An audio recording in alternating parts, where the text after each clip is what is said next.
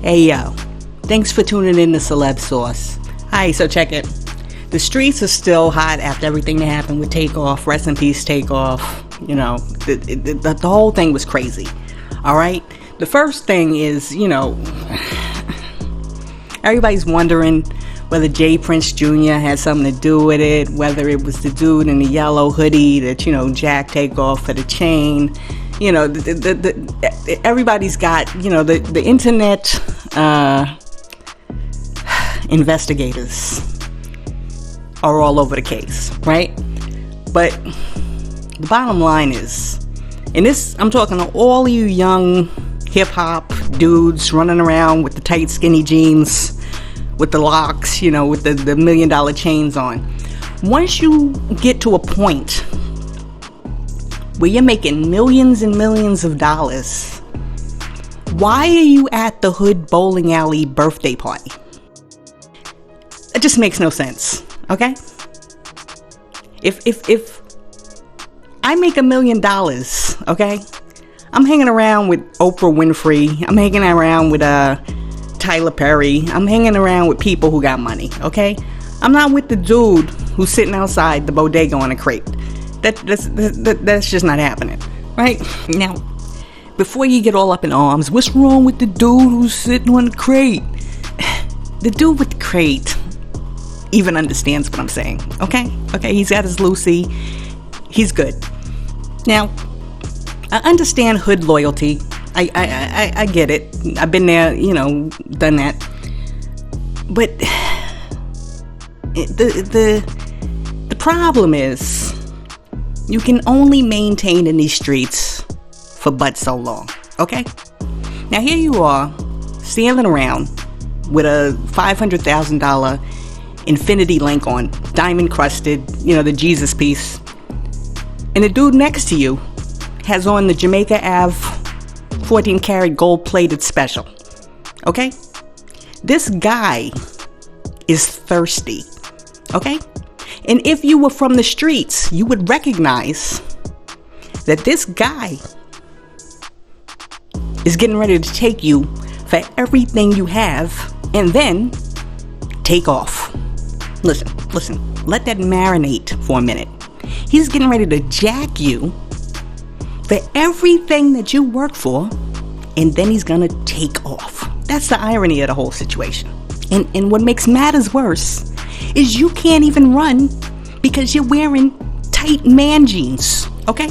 You're wearing jeggings. You don't have the ease of motion in order to do the 50-yard dash, okay? Okay, now, say whatever you want about the old school rappers of the 90s. I know there's been this old school rap versus new school rap, the hardcore boom bap versus the trap. But, okay, I'm gonna give this to my old school dudes, okay? They had enough room in the pants, if they were gonna try to be gangsters, to at least hold the gun in the pants, okay? These new rappers are running around with these little purses, okay? Dudes running around with these little purses with the gat in the purse, okay? It's a surefire giveaway. The two dudes who shot, you got Migo Vans and you got allegedly yellow hoodie dude, right? What did those two dudes have in common? They were rolling with the man purses, okay? Now, while we're on the subject of the TAKEOFF murder, all right? Now, I gotta keep it real for a minute. I'm playing around, but let's keep it real for a minute. The whole concept of the check-in, okay, has been around for a very long time when it comes to like hip hop and the hip hop music community, and I need you to understand. I need all the young men who are out there who are especially interested in getting into hip hop, and they have this fake mob mentality, to understand on the real that as a man, you do not have to check in with anybody. And if somebody tells you that you need to check in with them, that is a modern day form of slavery, okay? They're trying to tell you that you need their permission to be able to walk in their neighborhood safely. Okay? Now, this has been going on since I can remember, okay? But I'm saying to you right now, that needs to stop, because that mentality, especially within the African American community, is part of the problem. You don't see these artists, Taylor Swift, you don't see Bad Bunny, you don't see all of these people having to check in with anybody. So how come it is only us who disrespects us and extorts us? You know what I'm saying? It's starting to get played out. It's tired, and until we start to elevate, okay, we're going to stay in the same cycle of poverty that we have been in for decades. And it goes beyond decades, but I can't even go back into the historical analysis, okay? But until we wake up as a people, okay, we're going to continue to have young black brothers dying in the streets for no reason. Absolutely no reason. There was no reason for TAKEOFF to die, okay? Absolutely no reason. And that type of greed is not supposed to be in our community. We're supposed to be uplifting each other. Supposed to be supporting each other. We are supposed to be each other's greatest allies, okay? But instead of supporting one another, we are bringing each other down. It has always been the crabs in a basket situation. And it's time for all that to end, because we need to move to the next level as a people. We have been oppressed long enough that we can't continue this Willie Lynch mentality. Thousands of people marched in the street, okay, shouting that we need the oppressor to take their knees off of our necks, okay, just to turn around and have a situation where we're re-traumatized by a young black man murdering another black man for the chain around his neck, if that was the reason it happened, okay? We have to educate ourselves, and whether you agree with Kyrie or not, at least Kyrie made the effort to go back and look at his history so that he could become a better version of himself in the future. Okay? Now, I don't mean to preach. But someone has to say it. And enough of us from the older generation have to begin to take accountability for educating our young black brothers and sisters, okay? I'm tired of every dude being a thug, and I'm tired of every chick being a thought, okay? That is not the imagery that we need, and that is not what we want to pass on to the next generation. Okay, but you know what? Because I can stay on that all day. I mean, we could go. Let's go somewhere. Let's talk about something else. Let's move on to one of our favorite people, Ye, formerly known as the artist Kanye. Kanye, there's so much that you can say about Kanye. First off, let me start with this. I need for my people in the streets to stop referring to Kanye as a genius, okay? Albert Einstein was a genius. You know, Stephen Hawking is a genius. Malcolm X, Martin Luther King, these are dudes that you can call a genius, okay? Just because a dude can make beats and rap does not make him a genius. Okay? He's musically talented. His skill set is amazing. We're not going to take that away from him. But he's also the same dude that brought you White Lives Matter t-shirts, but didn't copyright the text. Okay? If you are